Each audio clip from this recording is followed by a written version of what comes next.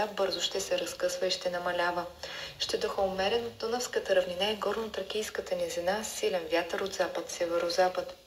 Максималните температури ще бъдат между 11 и 16 градуса, в София около 11 градуса. Чухте прогнозата за времето от Националния институт по метеорология и хидрология.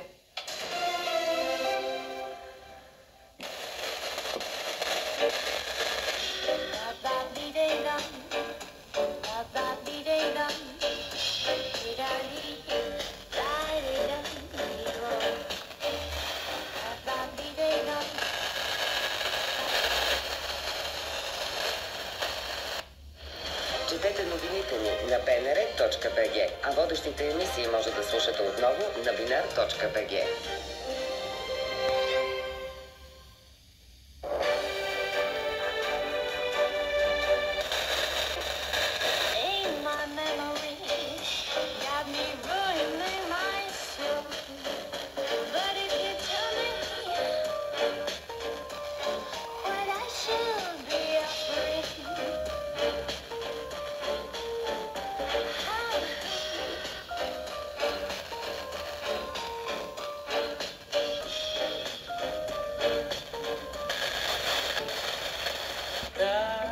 Ще премина с теб, накръв с твоите беди ще вървя.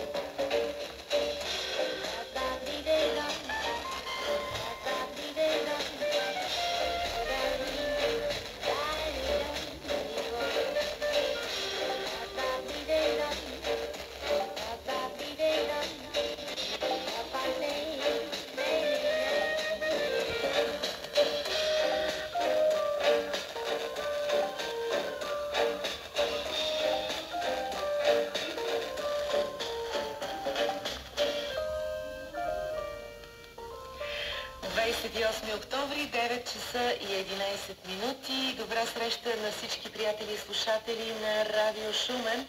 От тук започна денят. Вие сте с сутрешния блок и с нашият екип Диана Лазарова, музикален редактор.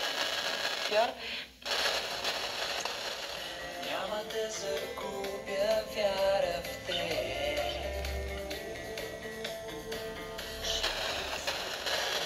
Ви позитивен и успешен ден и още хубава музика за добър делничен тонус.